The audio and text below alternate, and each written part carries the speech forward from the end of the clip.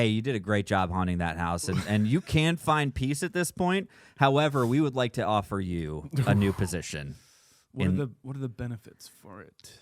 Well, the benefits are you do get to travel a lot, all expenses paid. Okay, I do like you do get to travel. Got to work holidays. You do you do have to work holidays. However, you get a lot of time off throughout the year. Okay. Triple pay on holidays. Triple pay on holidays. Yeah. Quadruple pay on holidays. Wow. All right. Okay. And Now if we're you talking. and if you work New Year's Eve, not just Christmas Eve, then we're really talking about the big bucks. Okay. Okay. But let me play your ghost wife.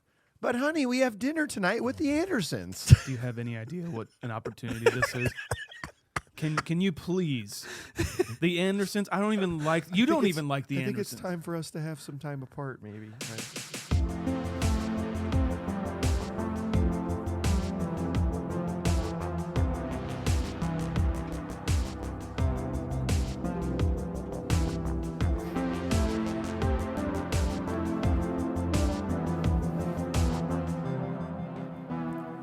Well, hello there, and welcome to a brand new episode of the Confused Breakfast Podcast. Do you remember the pure joy of a trip to the video rental store as a kid? I do. It's hard to beat the ease of the modern era and streaming platforms where you don't even have to leave your couch, but there was something truly special about heading to Blockbuster, picking out a movie by hand, and watching it when you got home on the VCR you just received for Christmas from your boss.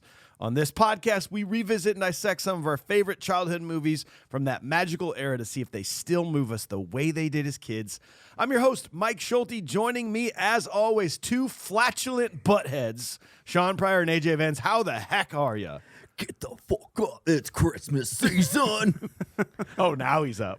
I want to see this pit open up with jingle bells across. Front to back, side to side. Side to side. Is that what happens in Silver bells? Is that what happens in your head during Christmas season? Dun, dun, dun, dun, silver bells. That's my favorite song. Just like Shaun said, if you put any sort of screaming in any song, he's like, I fucking love it. That's a great song. Great. Well, boys, on today's episode, in case you haven't figured it out, we're going to discuss a movie nominated for an Oscar, our second movie with Lee Majors in it, a movie with the tagline, Bill Murray is back among the ghosts, only this time it's 3 against 1. Bill Murray's worst hairstyle caught on film. We're, of course, talking about 1988's Scrooged. I feel like my hair is like that. Well, damn it. Ladies and gentlemen, He's right. it's time for another nostalgic journey to the past with the Confused Breakfast. Sit back, relax, and enjoy wherever you are in the world. Take it away, boys. Thank you.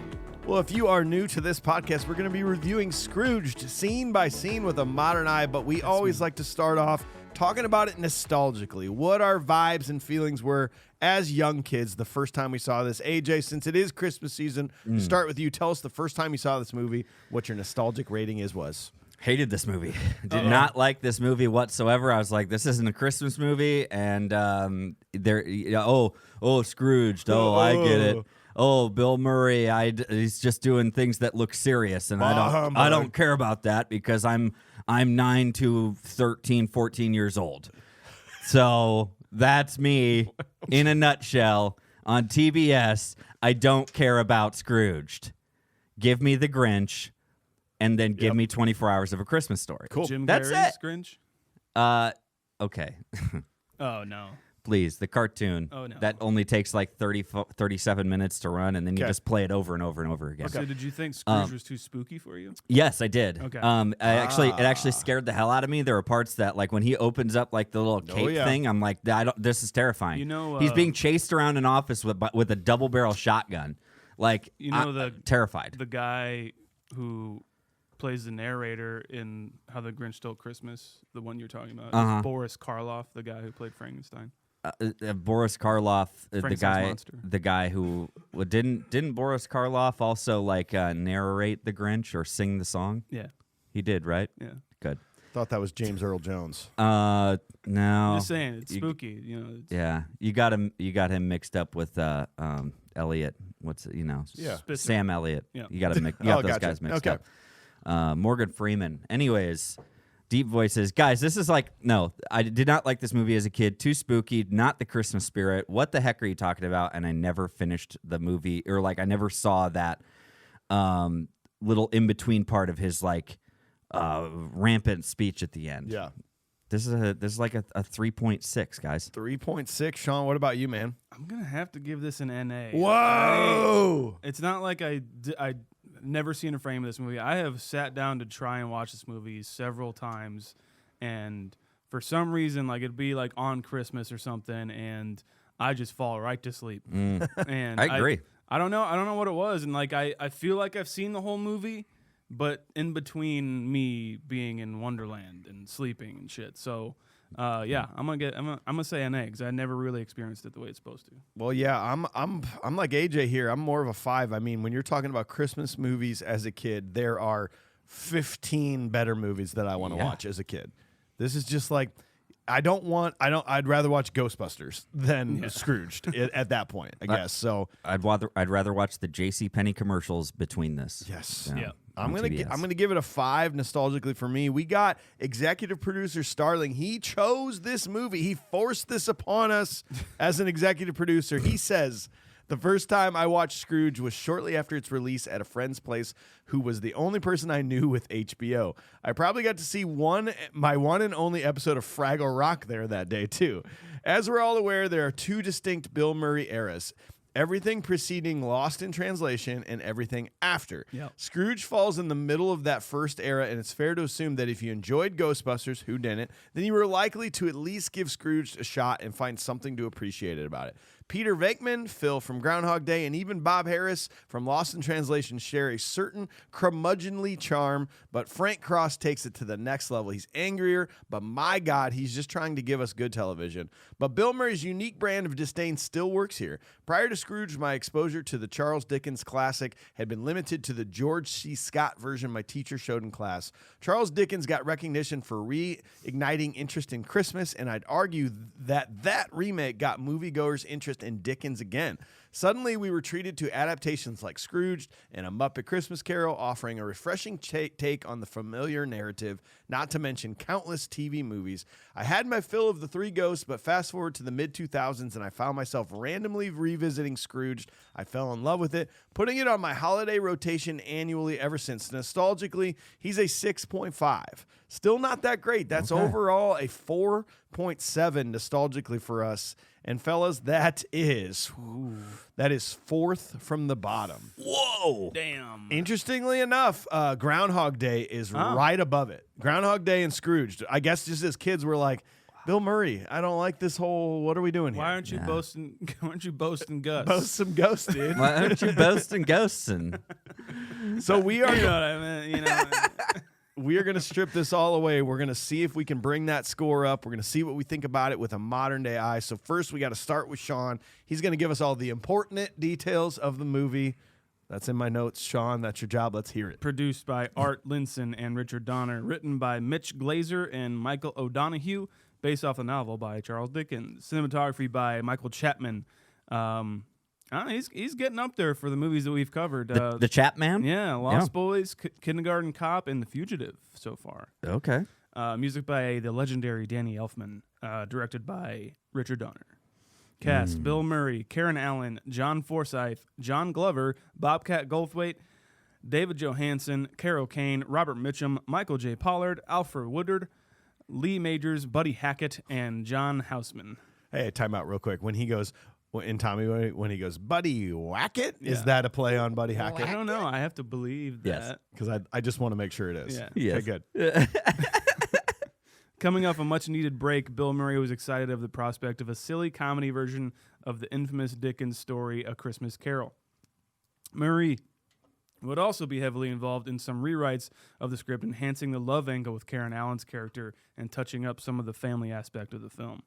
I think he actually, initially he was offered, he had like 4 scripts or something like that ready to go, and he read them all, and he thought, this one including, they were all trash. Jeez. And then after like his kind of break and like hanging out with his family and stuff, he pulled this back out and had a revelation, I guess. And so he pretty much he's the one that got this made. Because didn't Bill Murray, after Ghostbusters, he like kind of just quit, Yeah. sort of, and He went to stopped. Paris or something like Yeah. that, and just spent 3 years just going, yeah, we're not gonna do that. He's anymore. like in Little Shop of Horrors for a second and did little small things. In That's between, right. But that's about it. Yeah. Murray worked extra hard on the film, deviating from the script as he tends to do, making some lines up on the spot, and even uncharacteristically getting very dramatic at the end when Murray is telling his audience the wonders of being nice to people during the holidays.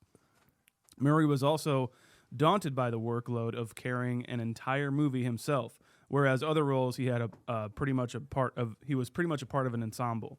So yeah, one of his first starring roles where he's gonna be carrying the whole the movie, lead. and rather than the fact that with Ghostbusters it's an ensemble and has some help there, but he got paid the most this whole movie. It should be noted because even director fees and other cast fees and crew fees, no one got paid as much as $6 million he did on this movie. Wow.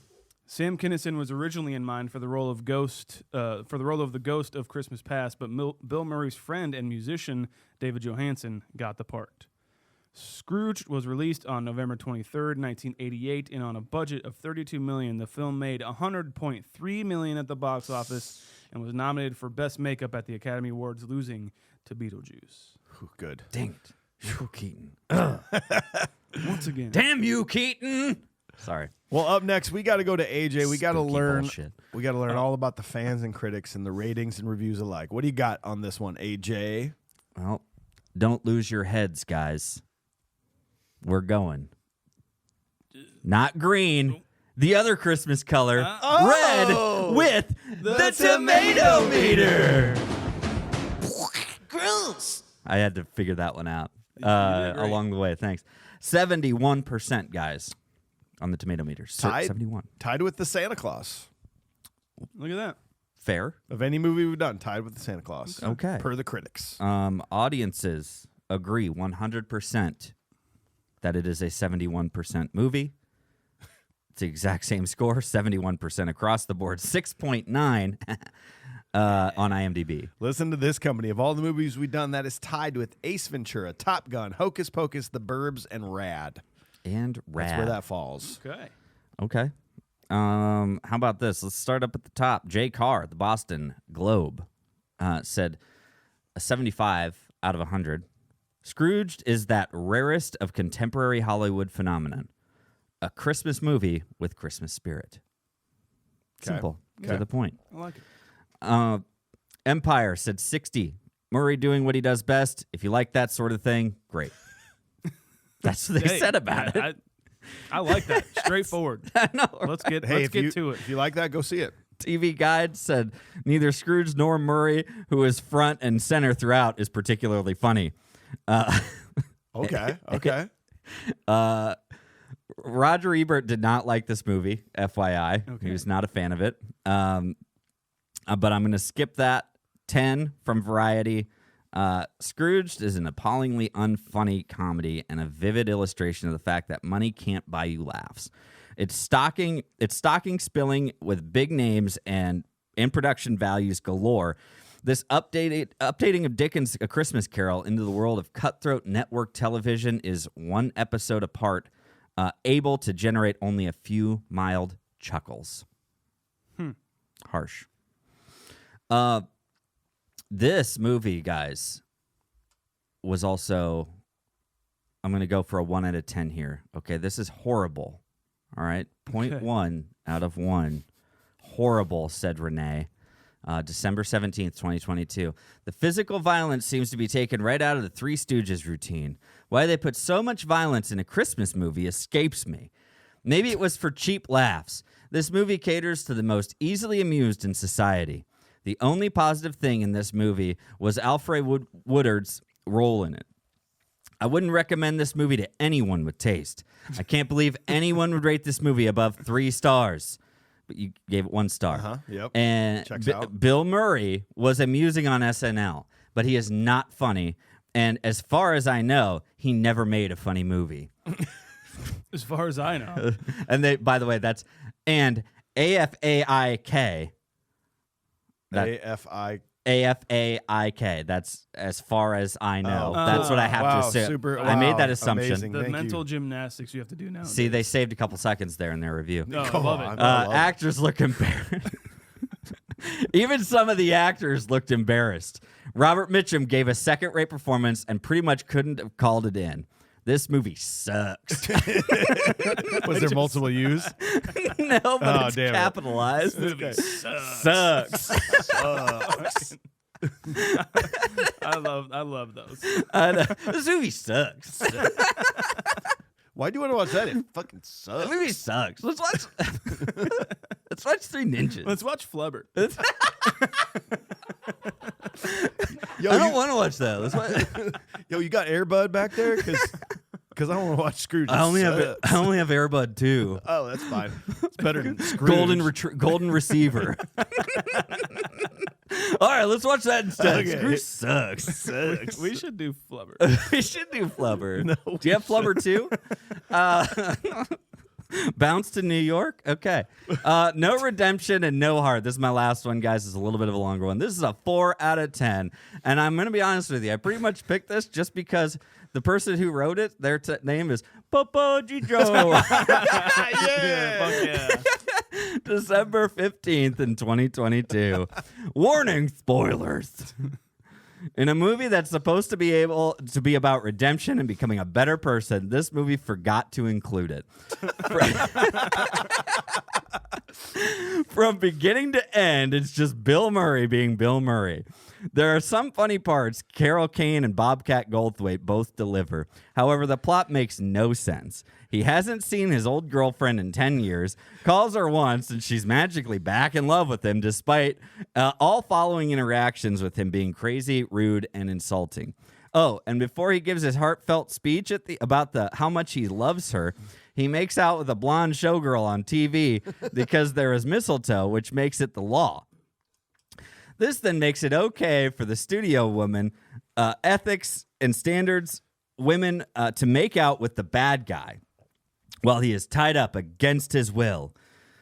If you get it. Also, are we supposed to think that this guy's the bad guy anyways? All he has done in his job is do what he was hired to do, and every time he's interacted with Bill's character, he's been acting insane. How the movie makers thought having a crazed gunman hold the studio hostage so Bill's character could make an equally crazy speech was a good idea is beyond me. Bottom line is, I didn't feel the redemption just because some guy decided that it really wasn't actually a good idea to staple antlers to a mouse and that everyone should be forced to party and sing at gunpoint. Some laughs, bad plot, an okay movie I never need to see again. Wow. Damn. So what there you was go. that rating? That was a 4 out of 10. 4 out of 10. Okay. Wow. Yes. All right. WB. That's cut short for well, boys. Well, I'm going to save a couple seconds there over the good job. WB. Well done. Economical with it. Yeah. Nah, screw that. Well, boys, it's Christmas Eve. It's the one night a year when we all act a little nicer, we smile a little easier, we cheer a little more. For a couple of hours out of the whole year, we are the people that we always hoped we would be. It's a miracle. And if you waste that miracle, you're going to burn for it. You won't be one of those bastards who says Christmas is once a year and it's a fraud. It's not. It can happen every day. You just got to want that feeling. And if you like it and you want it, you'll get greedy for it. You want it every day of your life and it can happen to you. I believe in it now. I believe it's going to happen to me now. I'm ready for it. And it's great. It's a good feeling. It's really, really better than I've felt in a long time. I'm ready. Have a Merry Christmas, everybody. HWG. WG. You're supposed to say, God bless us, everyone. God You forgot bless us, one part. everyone. God What? bless us, everyone. And then she goes, anyway, here There was we a fly. go. HWG. So scene 1, television executive Frank Cross is pushing his company to broadcast an extravagant live production of A Christmas Carol on Christmas Eve, making the staff work throughout the holiday. Frank fires executive Elliot Loudermilk for disagreeing with him and uses his personal assistant Grace to send cheap Christmas gifts to most of the people on his Christmas list. Frank's boss brings in consultant Bryce Cummings to provide assistance due to Frank's stress levels. Okay, so this starts off fucking awesome. I love this beginning part. This is your kind of Christmas, huh? Kinda. Kinda. Hey, Kinda. juxtapose it, man. Yeah. You know? I don't know. Just the North Pole getting fucking attacked. It was pretty awesome. Okay, so if you could only watch one of these shows, which one are you picking? You've got The Night the Reindeer Died. Mm-hmm. You've got Bob Goulet's Old Fashioned Country Christmas. And you've got Father Loves Beaver. Is that the John Houseman? No, John Houseman's just like he's the just in-between. he's just yeah. These are the three like commercials that are on the You'll Love It. Christmas. You'll love it. I kind of want to go with Father Loves Beaver, but I'm scared because I know nothing about it. Yeah. Like I at least with the other ones, I kind of know what I'm getting. I think there's probably a reason that's the late night one. Oh, you know what I you're mean? getting. I don't. Skinamax You know type. what you're getting. You know, softcore. Okay, I mean, Christmas I love, guess you if that's know? what it is. That's what I'm hoping it is. But Right. what if it's not? What if it's like What I got it- a beaver? And he comes home with a beaver, and it's like, he bit down the Christmas tree because you know beavers love wood. He's making a dam out of the tree. Well, damn. I don't want that. At that point, I want The Night the Reindeer Died. I'm going with Lee Majors all the way. Lee Majors. I think I'm right there with you guys. We've got what is essentially a Richard Donner action film with Christmas. Okay. What's wrong with that? Sounds amazing. There is nothing wrong with that, okay? You guys may think I'm crazy. Think of all the other Richard Donner action movies. They're all Christmas movies. Lethal Weapon. That's very true. I'm just saying. I do love this whole like they were way ahead of their time on this idea that he's like he hates this promo, that it's not good enough, that he says they got to be scared to miss it, they got to be terrified. Yeah, I love that. This is modern marketing. This is That's right. exactly what we are in the world today, of how scare tactics are the only thing that make people read articles, watch things, tune into news networks. And he literally, I mean, he nails it. He's ahead of the game. He's complete. No wonder he's the youngest president of all time in his field. Yeah. Absolutely. Yes. He's spot on with everything he's saying. And then, by the way, like it comes back around that somebody died because they watched this thing. Yeah. And he's like, yes, you can't buy that type of publicity. I want a warning on it before they even watch it. He's so excited. And But at first he puts his hands over his face, and you're like, "Oh shit, is he scared of it?" Oh no, he loves that. No, he's stoked. Rightfully so, because like he's like, you know what? This is exactly what a seedy like a president of a company like marketing and broadcast company would be stoked about. Yes. He's Oh, like, yeah. are you serious? He's like, let's make a statement that we're sad about this, and then let's push it even harder. Okay. That's what he said. That's exactly what he did. Well, it's just like when there's like the new horror movie that just debuted at Venice Film Festival. 9 people passed out. They couldn't handle it. Half the theater left vomiting. Yeah. It's like awesome. Yeah, fuck yeah. But like this, someone died, and he's like, hell yeah. Yeah. What? Well, it's a little confusing because then they show him the one trailer that's the nice trailer for Christmas Eve, and then he's like, no, I hate it, and then he's like, let's roll mine, and he shows his. Why does he even have his team making a trailer when he's already made? This isn't me on my phone real quick going, hey, look at this funny trailer. This is 1988. Yeah. That was 5 days of an entire team putting that trailer together. 100%. Why does he even make that if the other team's making it? He's got to have Making a the other- backup because he doesn't trust anyone. And if you can't, he's like, if you can't trust anyone to do it right. You want it done right, do it yourself. But hey, they've got a job to do. Maybe they'll come up with something. Maybe they'll. Maybe. And he says that they didn't. Which so. one's going to make you tune in more? The old fashioned one or the one that's like terrorists on planes? It's a Christmas carol. I love Obvious. like the way he delivers the line. Like, they gotta be terrified. Does that work for you though? Does that make you want to watch this? I don't know, because you got John Houseman, who is like a lovely storyteller. And Mary Lou Retton doing backflips. Yeah, children love an acrobat. I love this play on how, hey, let's just take all the cliches and put them into a movie. Yeah. Like, and put him into this television production. Kids, they love an acrobat. Let's have an old man comfortably reading stories while he sips a warm beverage or something. Oh, that sounds great. Let's do all this. Let's bring in Buddy Hackett and he'll play Scrooge. Dancers. That'll be a juxtaposition and it's fun.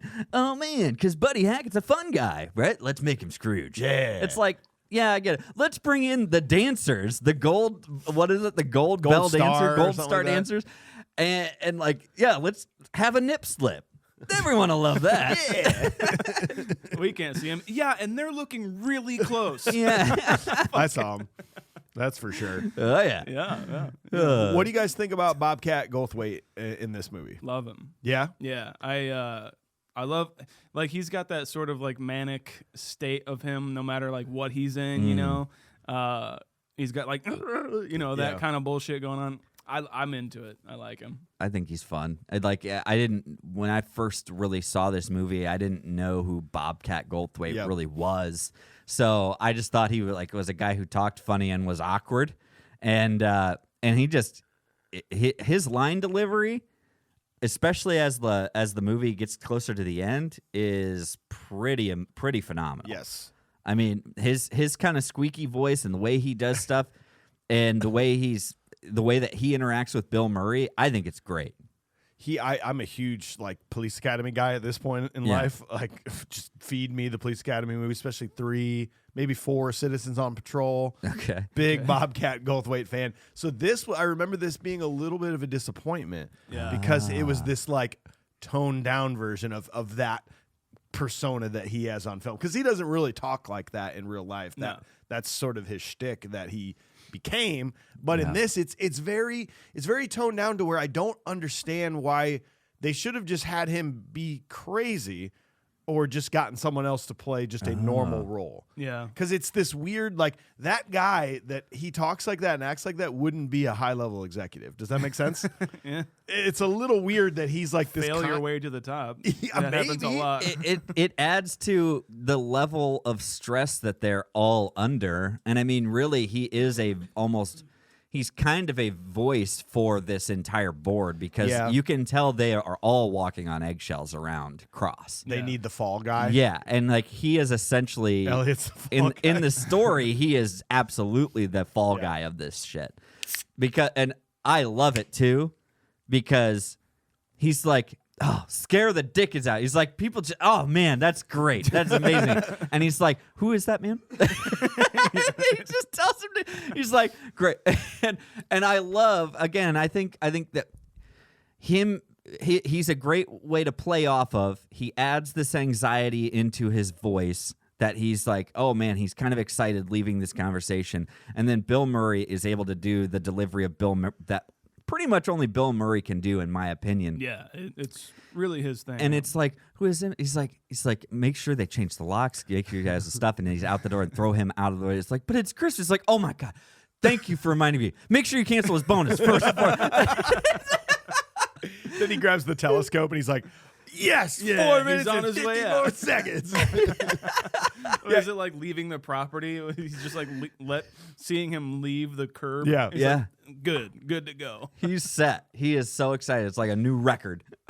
I do love this whole. This is my favorite kind of Bill Murray. I think like that unhinged version, but it's also not my favorite Bill Murray at points in this movie, especially like he's meeting his brother. It might be jumping ahead a little bit here, but he's like walking the streets with his brother, and he's got this weird like way of talking and this weird kind of accent that he sort of talks with when he's like, "Hey man, go!" He's like this weird tough guy way that he talks. Bill Murray does? Yes, only for like a few scenes in the beginning. He's got this weird way of talking. I think I know what you're talking about. It's when he's walking the streets with his brother. The band's on the streets like, "Yeah, what'd you do? Rip that song off!" Like. He's just got this weird way only for that little section of the movie. It's like he's trying to be tough around his younger brother. Okay, maybe. Or something. You know, I guess that's... Yeah. Because I heard that too, and I moved on from it pretty fast. But it was like, it was like he's got this tough guy kind of persona thing that he's putting on for his brother. He's still a New Yorker. Yeah, I'm a New Yorker. I'm a tough guy, and I'm an executive. I'm a president of the biggest broadcasting company in the world. I love his little banner that he has where he goes and meets his brother in his office. Is like cross, a thing you hang people to. no, something they nail people to. Yes. I mean, nail people too. What does that even have to do with anything? I'm so confused. I think his like notoriously horrible way he is to people, probably. Like, I think just it's on display right there. I think it's a moment of like Jim Carrey saying we landed on the moon. Like seriously, to some degree, I feel like it's like saying nail people too, and they're just like, I'm sure it was probably a written line. I'm not saying it wasn't. I think it's like in passing. I think it's hilarious. I saw that and I said, excuse me, time out, rewind. Yeah. You wait, what? Wow. That was a designing choice to be like, what would be great is if we put the definition of cross right in front of your window that you do your bicycle thing. Yeah. Yep. Okay. That Cool. sounds amazing. I'm gonna crush people today. By the way, basically what that is. would you rip that song off? It's like, no, I think Miles Davis probably had a hand in writing that or something. It's like a bunch of famous musicians like they're on the street. Did you see that? It's like Miles Davis. Dude, Paul Schaefer, Yeah. Miles Davis, David Sanborn, and Larry Carlton are all the street musicians. No shit. Amazing. I love that so much. I do love the romanticization of like street musicians. For some reason, like every Christmas movie always has like musicians around a fire on the Yep. street. That doesn't happen. Maybe it did, but I wish it still happened. It doesn't. I would love to, instead of getting people together for Christmas caroling, I would love to get like other musicians around and go down to like downtown Iowa City and light a barrel on fire, and then we all stand around it together and play Christmas songs. Yes. Fire department comes and just Yeah. you guys got it. You gotta stop. You gotta stop. You have to stop. I think if we were to wrap the barrel in Christmas lights, It might be all right. then I think they'd get the gist of it, and I think Oh, they'd be yeah, okay yeah. for at least a little longer. I know it adds to the fire hazard, but I'm just saying. Yeah, that makes sense. Who cares? We do got to consult the Jarrett Layoff Confused Breakfast Actor Database. Question for you. Do you know who, of all the actors in this movie, who has been in the most movies that we have done? Karen Allen's up there, 3 or 4. Karen Allen's at 3. Okay. Not up there. Not up there in the mega list. Brian of Doyle everything. Murray. Brian Doyle Murray is at 5, and that is the most. It is also tied with Mary Ellen Trainor. Oh yeah, Mary Ellen Trainor, that's her right. 5th movie. she works with Donner. Oh shit. ton. Yeah, apparently, right? And then Bill Murray, this is his 4th movie we've done with the old Billster. 4th? 4th. Yep. Wow. His brother beat him. That's crazy. Isn't that nuts? Yeah. Dude, his brothers are prolific character actors. Yeah. And he's got 3 brothers in this movie. No, he's one of the 4 he's one of- Murray brothers that are in this. Yeah. That's Joel nuts. Joel Murray is like one of my favorite character actors of all time. What was Joel in this movie? He was just one of the people at the party, at his brother's Oh, okay. party. Brother's party, He's yeah. the other guy who gives the point away. But John is his actual brother in the Shaun movie. is his actual brother in the movie, another brother of Bill, and then you have Brian Doyle Murray who plays his dad in this in the flashback. That's pretty awesome. Yeah, And so like good. every time he's on screen with them too, they are ignoring him. Really? Because he's like revisiting the past or the future or whatever, so they're basically ignoring him the whole time. It's kind of fun. Good. Good. Well, let's move on to scene 2. So the night before the show, Frank is visited by the ghost of his mentor, Lou Hayward. Before it vanishes, the ghost dials up Claire Phillips, Frank's lost love from years ago. Claire comes to the network to talk to Frank, but Frank does not make time for her, and she returns to the homeless shelter where she works. As rehearsals start and Frank starts to lose his mind in a lunch meeting, he's visited by the ghost of Christmas past, who shows Frank his early childhood and how he met and lost Claire. We didn't mention Robert Mitchum, who was one of my top 5 favorite actors of all time, as his boss. As you see him He's in pretty good. as you see him in later roles, but like his face looks like he puts it on every morning, and it kind of just starts to fall off throughout the day. Like he just looks, or like Droopy the dog. Yeah, he does. He does have that vibe, doesn't he? I love him so much, but yeah, it's just a particular look for him. Can we talk about the fact that he's talking about pandering to animals? Yes. And the reality that this was. Yeah. Again, these are just people way ahead of their time in the marketing industry, guys. There are entire channels now dedicated to pets, aren't there? Yeah. Yes, which, by the way, I've heard that there's been contradictory evidence of like, Are yeah, you maybe we sure? jumped a little bit. Like they don't really actually watch. They probably don't. My dog watches TV with me. Yeah. It's a sign of intelligence, You guys. mean sleeps next to you while you watch no, TV? I've sent you pictures of him watching movies with me. Okay. But does he comprehend the complexity of the story? He doesn't Oh, know. he does. Does he He know the does. narrator and Tyler Durden are the same person, though? If Really? I'm watching Lethal Weapon No. 3, he's into it. If it's Lethal Weapon 4, he's not really into So it. actually, It's so like, he does know. I think it's Not the a mullet. Jet Li fan. I think it's the mullet, but whoa. Big Jet Li fan. Okay, don't get Okay, it crossed. okay. Who's his favorite dog actor? His favorite dog actor? Yeah. Well, we haven't watched Homeward Bound in a while, Ooh. so we So do stray his from that nostalgic score is pretty high on that one, but what's his modern day rating? one. His modern you rating. should probably show it to him, see what he thinks. Yeah, we haven't watched it for a modern rating yet. Okay, cool. Dog years is really weird, you Yeah. know. I mean, it can become nostalgic real fast. 1 month later, Yeah. it's like I haven't used to seen love this in- this movie. I haven't seen this in 3 years. my dog Theo gave Turner and Hooch 3.5 paws. Wow, really? Yeah. That's pretty solid. Yeah, it's pretty good. Wow. Oh no! Oh, letter barked. Letterbark. Letterbarks. So we got IMDb, and we got Letterbarks. Okay, hang on. Hold on a second here. Let's look up letter. It's We're just gonna go dog to movies, GoDaddy. We're doing this live on air so that you know that we are basically copywriting this. Letterbarks. We want to do BARKS. Or we can do BARX Okay, hold on. Here we go. because you know it's I like that. It's available. Buying it right man. now. Are you really? Fuck yeah! Are you kidding me? We're gonna buy it, and we're gonna start so we can.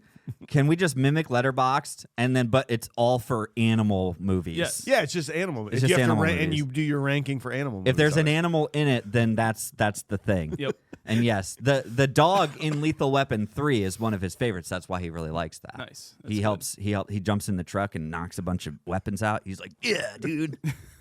Well, moving on, guys. What did you think Yeah. about Lethal Weapon is maybe the. I do want to ask you this on Modern Day Watch. On Modern Day Watch, I feel that the Lou Hayward ghost Yeah. is the best and scariest of all the ghosts that visit. Definitely, dude. When the mouse pops out of his head, Get out I of there. actually got like I don't get squeamish anymore with like all the fucking horrible shit that I watch. But I watched that, I'm like, like why did it was like, and then the golf ball comes out. Yeah. Too. I like that bothered me. I don't know why. Yeah, I don't mind if you hit me, Frank. But don't hit the Bacardi. I love his line delivery in this. Yeah. Who is that? Who plays him? John Forsythe. John Forsythe, Yes. yeah. I love his line delivery. I love John Forsythe.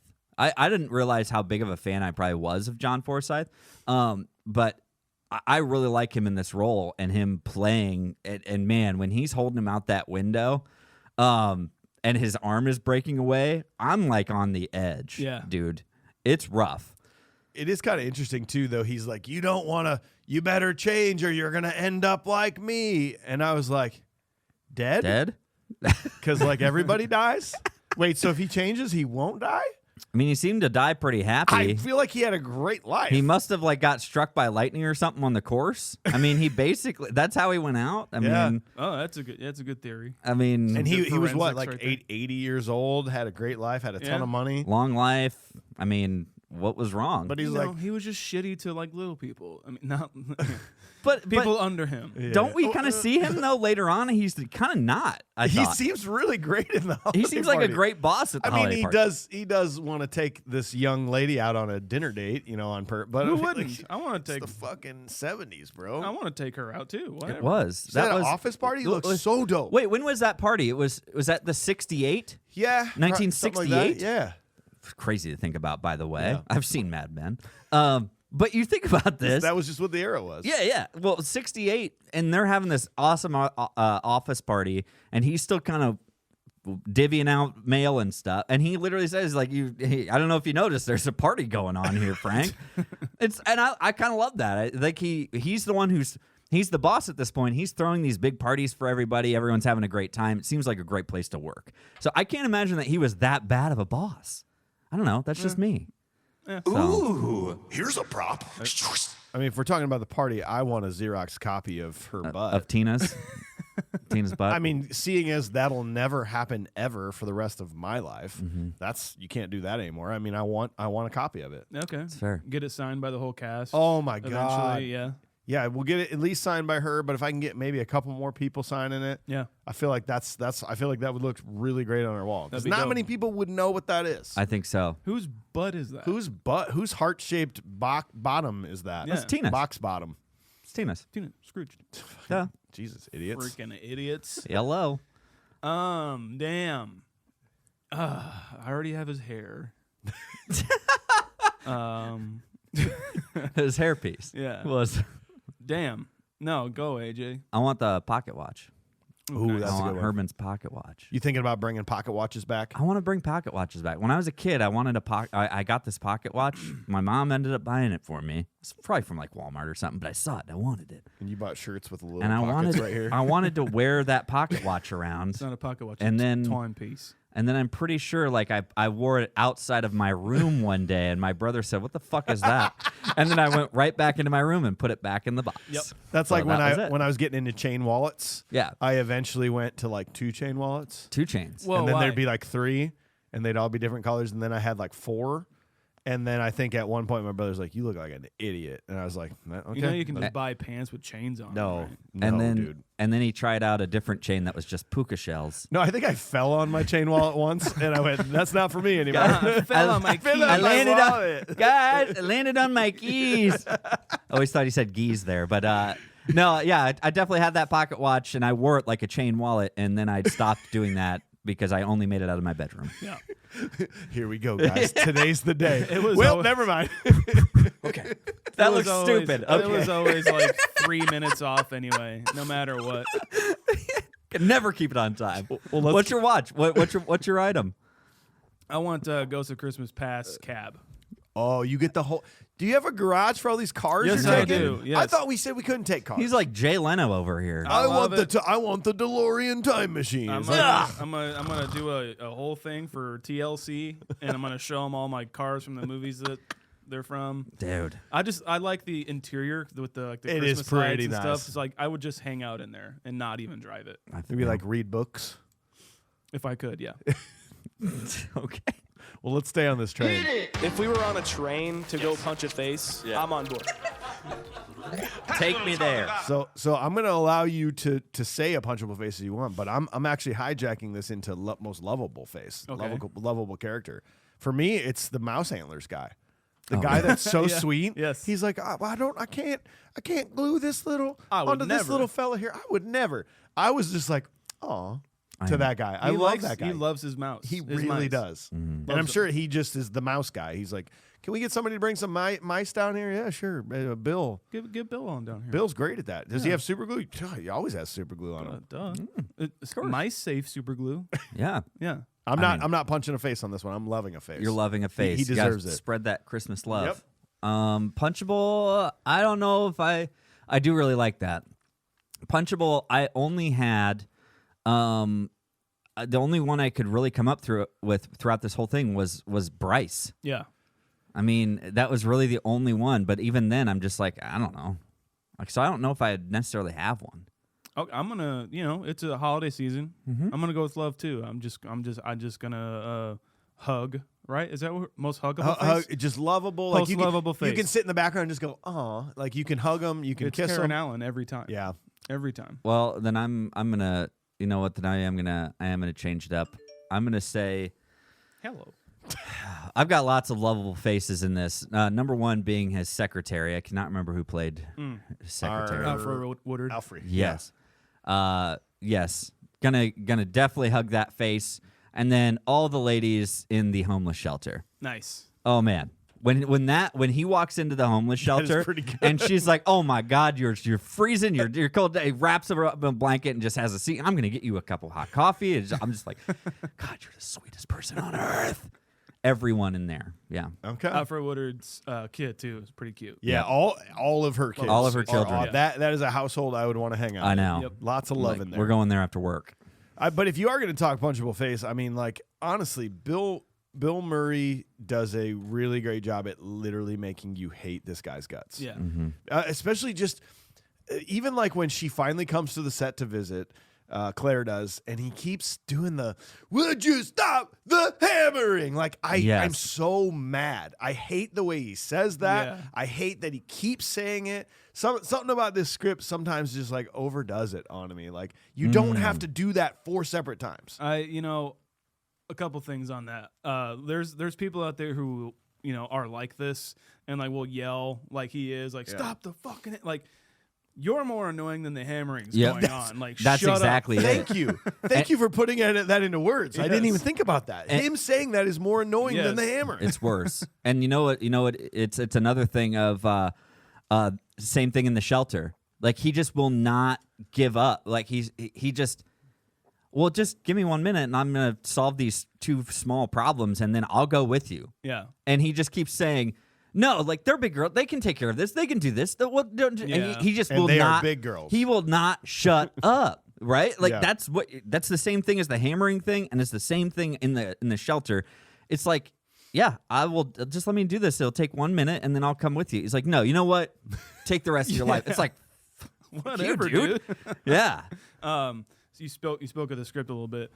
I think honestly, what couldn't hook me with this movie and still really can't. I'll be honest, like, I tried to watch this 3 times and it was still like chunks because I don't know what it is about it. But I think I have an idea, and I think it's because Bill Murray is just doing Bill Murray again. He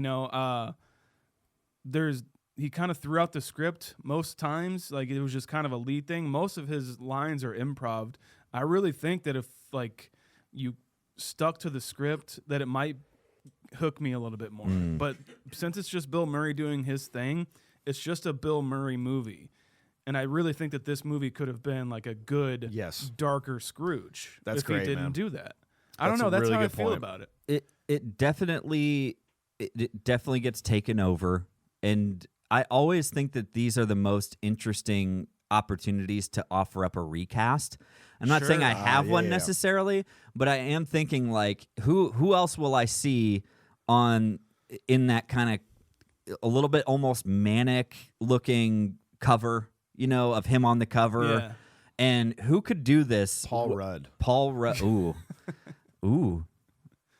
Paul Rudd would be a wonder. Thank you. He would actually be an amazing.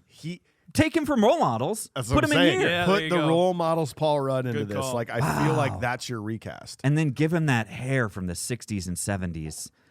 Oh, I want that Bill Murray hair. Oh, I need to see that. Somebody, please, internet, make it happen. Who plays Victor in Wet Hot American Summer? Victor? Yeah, he was just in Role Models. He's why the can't dad. it- He's Augie's dad or Oh, stepdad. yeah. What is the matter with us, guys? Messino? Yeah, Marino. Marino. Ken Marino. Ken Marino, thank you. I would like to nominate him as well. Wow. Ken Marino. Okay. I don't know. I think you do need a pretty good sized name to be able to do it. But you're right. It becomes a bit of a Bill Murray movie. And I watched with subtitles on. And subtitles are always interesting because you'll pay attention to the subtitles. And sometimes they are taken from the script directly, and sometimes they are redone to match the person. I think these were taken from the script directly because they certainly do not match what Bill Murray's saying most of the time. Well, but then you get those moments. I am fully on board with what you're saying here. Sometimes you're just like, this sucks because you're just doing Bill Murray, and I want more. But then there are times you're like, ha, this is why I love you. Because he's a lovable person for sure. Yeah. Like, seeing him performing, no matter the capacity, I will still love this whole lunch scene, just audible laughs from me, like that when he goes and like him reacting to the guy that's on fire, and his slip and fall out of the restaurant, so awesome. which was not even like he actually slipped and fell. Yeah. and these are the moments where I'm all in. Yeah. I'm all in on this movie because I'm like, I love you when you're like this. Yeah. Just keep rolling. I think I've said it before on like Ghostbusters or something like that. Like you have Bill Murray, just put the camera on him, and Put the camera on him. Even Donner said you don't really direct him, you just kind of rein him in. Yeah, That's it. Do you know? I just thought of the perfect casting. I'm gonna crack a beer to this, guys. Hell yeah! All right. I just thought of the perfect casting, and it's even situated in the right time. Eddie Murphy. Oh hell yeah! You know what? Eddie Murphy is able to do Eddie Murphy isms without overtaking a movie completely. I read he wasn't necessarily like in bidding for this character, but they wanted someone like Eddie Murphy or Bill Murray who was a bankable name in the comedy big realm. name, Dude, funny. He would have nailed this because of those physical moments that are in this. But and he would have had those big moments. I think he would have been able to take it down to those serious moments too, and just have that hard stare down of a terrifying president. I love that. Executive. I want that. Do you think Chevy Chase could have done this? I do think he could have done this, but I don't think I would have wanted it. Okay, thank you. That's all I need. No. Real quick though, when they are at the lunch, the waiter. Did you recognize the waiter? No. The very fancy old man waiter. All I could think is that's Terry Bradshaw. No, so his name is Tony Steedman. That is Socrates. Oh, nice. From Bill and Ted's Excellent Adventure. Oh man, nice I just call. want to throw that out there. Nice. Well done. Yeah. That was only his second role in our show, but it's worth noting. Absolutely, every time. So we've got Ghost of Christmas Past now. We are now officially heading back in time here. It made me think a lot on this. Like, this movie does have, not this movie, this story has the ability to bring you into these moments. Like, what are the moments that if you needed some writing in your path, like some correcting of where you've been, what are the moments that it would take you back to if this happened to you? Sure. Like, is there moments in your life that you're like, I need to see that right now? Because I found myself very much for about 2 days just thinking about things like that. What would be the thing that I would go back, that I would be needed to show if I were just not on the right path, you know? And I think that's a very interesting thought to think about. Yeah, definitely. And that's why I think it's such a great timeless story, honestly, is because it makes people think about that. The moment you take it just beyond reading a story or watching it, it does make you think about those things. And I think that's why it's such a great story. And especially it being set around the Christmas time with the, joy and, I get into it with, I'm not an impenetrable Prince Dark Lord or anything like that because of the horror movies I watch. Like, I do get into this kind of thing, I do love the season and just the joy all around, and it kind of makes you reflect on things that you might have fucked up on in the past or wish you could improve on, and I think it's a great time for that, especially towards the end of the year. But my question in all of this is all of this enough to turn this man around? This guy is such a piece of shit that the moments that they actually show, so they're showing that, like, is anything really wrong with his home life as a kid? I mean, his dad was a little mean to him, but like, not really. Like that, it could be way worse. And like his mom clearly loves him. Yeah, his mom loves him, and he gets to watch TV. He's in a house. Sorry that my dad didn't put Christmas lights up, but oh well. Well, did they even have a Christmas tree though? They didn't have anything. They didn't have anything. So, but that shouldn't shape who you are as a human. Well, it shapes how you feel about Christmas. Yeah, but okay. But then you get on to him with his relationship with. And first of all, they show that Christmas party. I don't even know why they needed to show that. What lesson was learned from him in that office party? When we talked about it earlier, when they're copyright or showing she's copying her ass. Yeah, I think, and he turns her down. Like, what are we learning from this? I think it was just he was focused on work. And everyone was kind of having a good time. Okay. I think it was more like, hey, just let loose. And you should have let loose there. Yeah. I think that is exactly. Boned Kim or whatever. You should have done it. You should have done it. I think those two things are tied together completely because you're talking about as a kid they really didn't celebrate Christmas. Then if that was his life all the way through, and he talks about it, he's like, you spent 14 years in front of the TV. You grew up this way. You guys never celebrated Christmas, and then he comes up. And even at a Christmas party, in the absolute thick of holiday office cheer, he's still he doesn't care. Yeah. So that's the thing. Like, I think it's very much focused on the idea of Christmas rather than maybe his life, but at the same time, I think it does have that shaping moment where shaping who he does not give a damn. Right. David Johansen as the cabbie, Ghost of Christmas Past. Is that Pete Davidson in 5 years? I think so. Yeah. Yeah. Do we like him in this movie? Do we like him as the Ghost of Christmas Past? I do. I think I've not really been in a lot of movies It's that just I've kinda seen like, anyway. eh. And but he is like, to me, iconic for some reason. Like that face is Yeah. just Something there's about him. Something about that face and that voice. I don't know. But then like he plays like the craziness and like, hey, I'm taking you to the past. That kind of shit with the cigar hanging out his mouth. But then Yeah, he's like a wild Tom Waits. yeah, yes. And then Ooh. but then he like with the moments with his mother, he's like kind of looking at Bill Murray's character and he's like, man, sorry, he had man. a tough time. It worked. He was a good performer. He did both ways really, really good to me. I agree with you. And they're at when he's the dog, and he's going, it's a bone! It's a bone! He's so stoked. He's so excited to be there, having the time of his life. I love that. Like, and that's what I think. I think it plays very well. He's willing to be crazy, and he can feel the emotion. I'll go out on a record that I like him better than Carol Kane's Ghost. If I had to pick one. I mean, we'll get to her eventually. But I mean, before we do move on to that, what about do we love this relationship, this old relationship between Claire and Frank? Frank. Yeah, Claire and Frank. Like, yeah. does this portray like how great they were together? These flashbacks that we're seeing. I think that I think them in their apartment is wonderful. He's Yeah. really sweet. I think it's great. Yeah. And there's something about it, and this is why, because he says, "I got her these great knives, these like Ginsu knives, never right?" bought a woman He's like, 12 knives that is an amazing underrated line. Yes, it is. I've never liked a girl enough to buy her 12 sharp knives.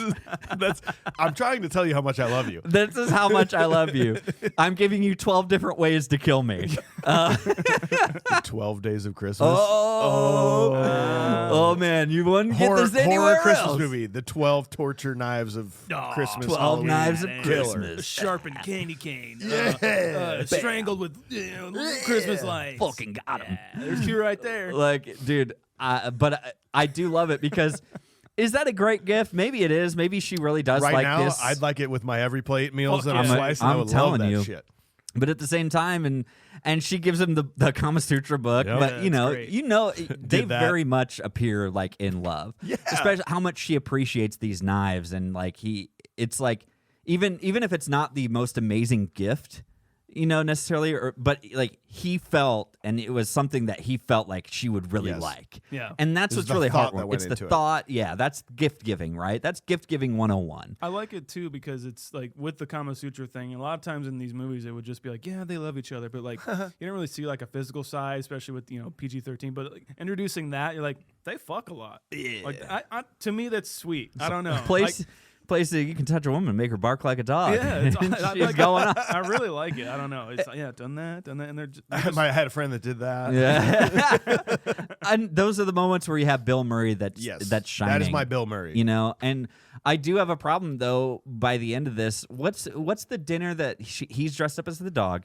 Yeah. And what's the dinner that they're supposed to go to? So he gets invited by his boss, which is like a once in a lifetime opportunity. Correct. oh right. And she said, "No, it's Christmas Eve. We got dinner with our friends. Right. They're our best friends. We got dinner with them. We've made these plans forever." Yeah.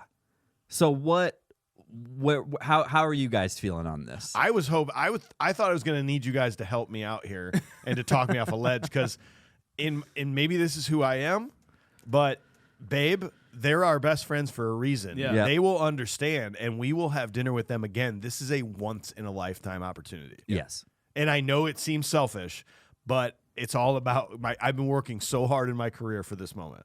We need this. We need this. This is for us. This is for us. like Yes. and it's Christmas Eve, and the president of the network invited you and I, sending a stretch limo to go have dinner. How could this not be so important and life-changing for us? That sounds like an amazing Christmas Eve. Yeah. Are you kidding? Sorry, guys. Maybe next year or can rain check. Maybe next week. Hey, can we do it the day after Christmas? Yeah. Like, Hey, Bill and Tanya, you've been my best friend for a long time. Like, you know how hard I've been working. Yeah. My boss, the president of the network, invited us for dinner tonight. Like, we'll pop by later tonight because we're young and we'll probably stay up till 3 a.m. Correct. Drinking eggnog. We'll come by when dinner's over. Right. We're so excited. We will be there. We can't wait to tell you in how fact, it went. we will have the limo drop us off at your house. And in fact, if you want, we'll keep the limo around and we can go out on the town on Christmas Eve in a limo. It sounds really cool, but you're gonna be that late. I'm not sure if there's gonna be any deviled eggs for you. That's fine. We're going to like the most famous restaurant You in town. haven't had mine, and that's the problem. Well, We had it last year. I changed it a little bit. I got these knives. I'll tell you what. If we can make this happen, I'll give you fucking angel eggs on Christmas Day. Yeah. Okay. Angel eggs? Yeah. You ever had angel eggs? No, I haven't. Come in the limo. All right, let's go. All right. Humanize the goons, man. Frank, what's up here, man? Yeah. I think he's right. But I'll tell you what, though, Karen Allen, just showing how good of an actress is. Her goodbye at this moment in the studio is just like heart wrenching because she's so good. Yeah. Just her face, the way she can tell the story with her face, and just bye. Okay, and like kind of a tear there. Like, she's so good. I think she is one of these actresses that I think you kind of, no matter who you are, you kind of fall in love with, right? It doesn't matter who you are. Like you have this moment of like, you fall in love with this person. That's one of the people you fall in love with every single day. You know what I mean? Yeah. You cross somebody, you pass by somebody. If seeing Karen Allen in a movie, I'm like, she's great. Love you. Yeah, you're great. No matter what, I don't care what you do. Yeah, you could do anything. She could kill puppies. I'd probably still love her. Oh no. Let's see. Does that check out on Letterbarks? No, that doesn't check out. Does not. That's Never against done our user rules. Sorry, man. Dogs can't die. Oh wow! What about Whoa? what about dog on dog violence? Oh, dog on dog, huh? Only if the good dog comes out on top. Okay, cool. Well, let's move on to scene 3. So after What the fuck visit, are we talking about?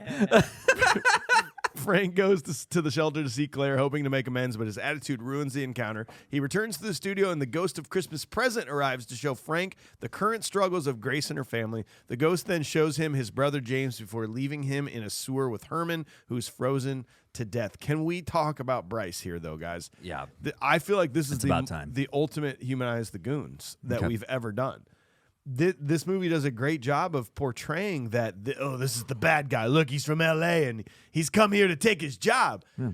How quickly we forget that Frank is the worst. Frank is the worst person on the planet. That it deserves like ghosts coming to him to give him one last shot. There's no way Bryce is anywhere near as evil as this man, as Frank.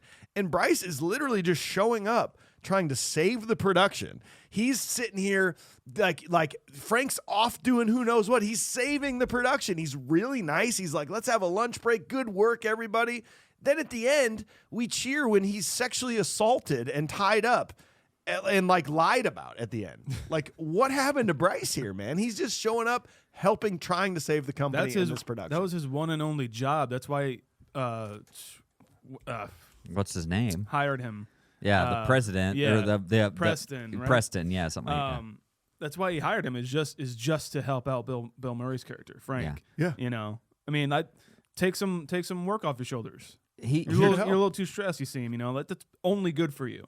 he is literally a production manager. Like, that's what this guy must be. It's not like he's another person vying for a president job or a VP job or anything like that. It doesn't seem that way. He's brought in to assist him. Yeah. Yeah. I'm just saying. I think I do think you're right.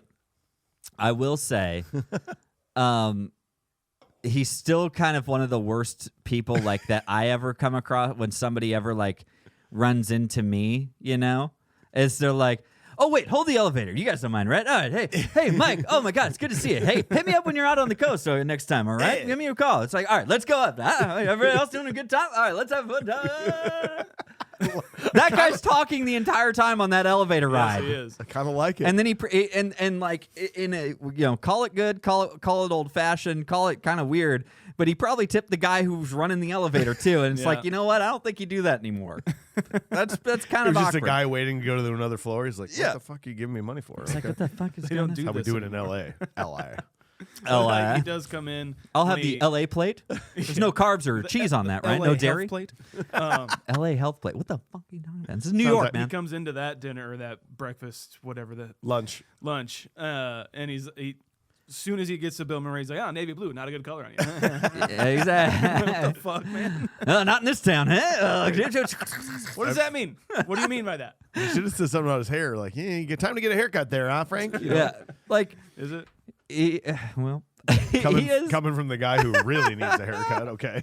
Jesus. Oh, dude, I actually do agree with you though. Like, this is a guy who is not necessarily a bad guy. No.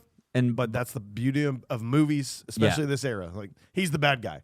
Oh, not this guy. He's different. We forget how bad Frank is. Yeah. We literally forget that. We're like, we're rooting for Frank. We're like, no, Why are we rooting? why for are we Frank? rooting for this guy? Yeah. No, I don't And want that is the confusion sometimes of this movie, is that he is just so bad. There's nothing underneath this man that is underlyingly good. And why does he deserve this moment? Like, why is he the one that's like, we really need to get Frank on the right path? Here's some ghosts. Can I make an argument Okay, here? I would love to know it. How many people is this happening to around the world? Does this happen to on everyone Christmas at some point? Eve? Yeah.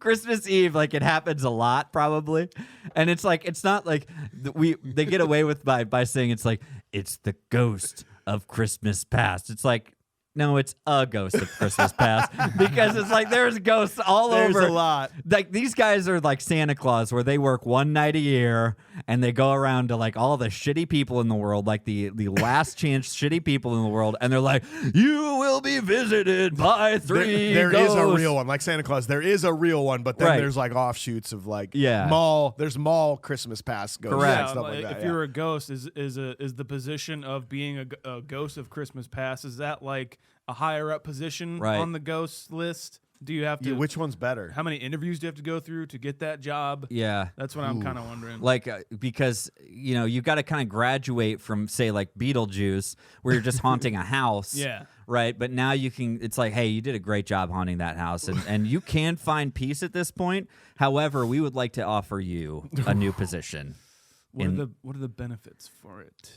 Well, the benefits are you do get to travel a lot, all expenses Okay, paid. I do like You do get to travel. Gotta quite work a bit. holidays. You do you do have to work holidays. However, you get a lot of time off throughout the year. Okay. Triple pay on holidays. Triple pay on holidays, Yeah. quadruple pay on holidays. Wow. All right. Okay. And Now if we're you talking. and if you work New Year's Eve, not just Christmas Eve, then we're really talking about the big bucks. Okay. Okay. But let me play your ghost wife. But honey, we have dinner tonight with the Andersons. Do you have any idea what an opportunity this is? Can you please? The Andersons? I don't even like. You don't even like the I think Andersons. it's time for us to have some time apart, maybe. Great. And then Fucking great. there's Sign me up. then there's a ghost that shows up and says, "You will be visited by three ghosts." There's so many levels. It's an Inception level of ghosts. Inception level ghosting Oh here. no! You didn't make the right ghosty choices. You will be now visited by No, it's three humans. more It's three humans. omnigoo- No, they're like living humans come to visit the ghosts. You will be three humans will come. The human of Christmas past. That's AJ. He doesn't talk much about his job. I think that's what he is. Yeah. That's right. It's true. I'm the human of Christmas I'm past. the human of Christmas past. Who's Present and future. all right? So since we're all here and we're having the conversation, who's past, present, and future? Oh man. Oh shit. Okay. I mean, but what? How do we Well, figure that out? Oh, I think I'm gonna go off on a limb here, and I'm gonna say past, present, and future. Why? Okay. So, well, I'll fully agree to it, but just explain your work. spookiest. Oh, Future. Okay. Yeah. Yeah. Most aggressive. most life changing. Okay. There you go. And me just let's reminisce. Remember Christmas? Guys, remember the good times we've always had? Let's do it. I think this is my favorite episode ever, guys. All right. I'm not gonna lie to you. Let's talk about Carol Kane though, as the ghost of Christmas Present. What are your general thoughts of her? I love In Carol this role. Kane. Yeah, it can get a little over the top. Yes. At Carol- some points. Carol Kane can be over the top. I think it would have been better if she wasn't like if the costuming was better.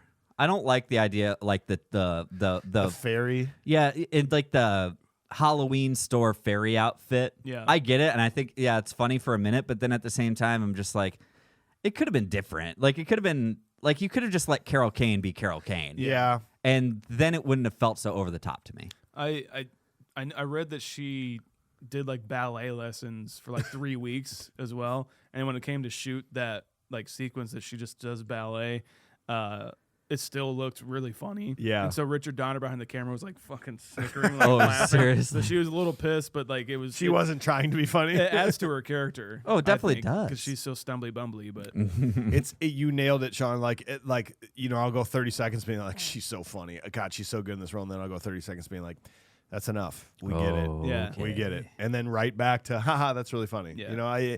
I do like Carol Kane, but in this role, it's just like the kind of the violence. I love violence. Don't get me wrong, but just like, why is it there? What's with all the hitting and why is that a thing? when she pulled his lip, Yeah. that actually like tore his fucking lip for a minute. Jeez. Like they had to shut down production, like because she tore his. I don't know how, but I have to imagine she pulled it like that, like disconnected from come the on. cheek or something. Fucking brutal. I don't like that. I don't like that. That just made me feel really weird. It's like Yeah. scratching a chalkboard. Merry Christmas. Oh, God. How about a recasting, a 90s version of this? Sherry O'Terry. Sherry In that role. O'Terry. Oh, my gosh. That just popped in my head. Yes. That or Janine Garofalo. Ooh, she'd be a good Ghost of Christmas Past too.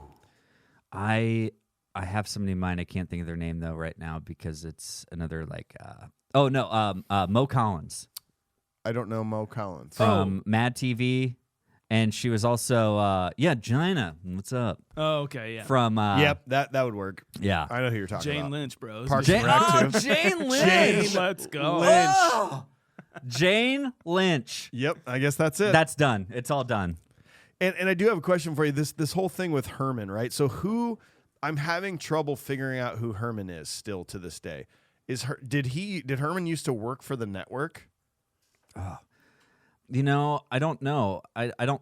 So remember, he meets Herman, the other guy, and fucking Mama Fratelli in the homeless shelter, and they're like talking to him about like an old show, and they make him do this like thing, and then he sees Herman frozen to death in the sewer, Yeah. and he's like really bummed about, oh Herman, come on, like I don't know who Herman is. Well, Was that played by Michael J. Pollard? Is that his character? I will get to believe you. so. One of the like homeless guys that He's Michael J. Pollard. Michael yeah. J. Okay. Pollard, and I don't think it's that because so they think of him as who's the guy, Dick something. Yeah, they keep They think calling he's him somebody Dick. else, a different like actor. So they think he's like some big like another like actor, kind of washed up actor. But at the same time, I think he is just a homeless guy. Yeah, so what's he so like? Why is this a big deal? Because as he's walking out of the homeless shelter, he's sitting outside, and he says, "Hey, Dick, you got $2 I could borrow to warm my place up?" And he says, "No, I gave it all. There's some people inside there, though." Yeah, it does that move. Yeah. and he doesn't lend him any money, and that's why. So involuntary manslaughter. Basically, you got it. I don't like that. Yeah. I'm sorry that I have a job. Oh, They're available. They're there. Go get one. they're there. I don't know. Just go get a job. I love Michael J. Pollard though. He's in House of 1,000 Corpses, like in Yeah. the first scene, and worked with David Lynch a lot. I believe. I like him a lot. He also has a very lovable face, Yes. by the way. and just like a way of talking. Yeah. He's just like he's like a New York kind of thing, but he's also I don't know. There's something weird about it that I really like. Well, and yeah, like you when you're talking about it, it's literally that's really it. He had this moment with these people, like these homeless people in the shelter, and then he leaves, and then he ends up seeing him later on, and that like I think he comes to terms with that. That's a thing, Yeah. right? Yeah. Oh, I see. I didn't give you the money, and so now you probably froze to death. Yep. Because you couldn't This was heat your your fault. place. Yep. Yeah. Well, let's move on to scene 4. So Frank's boss directs Bryce to take over the rehearsals to give Frank some time off. Retiring to his office, Frank is ambushed by a deranged Elliot. Frank escapes into the elevator where the ghost of Christmas future awaits. He shows the awful future for Grace's family and Claire. It's followed by Frank's own funeral services.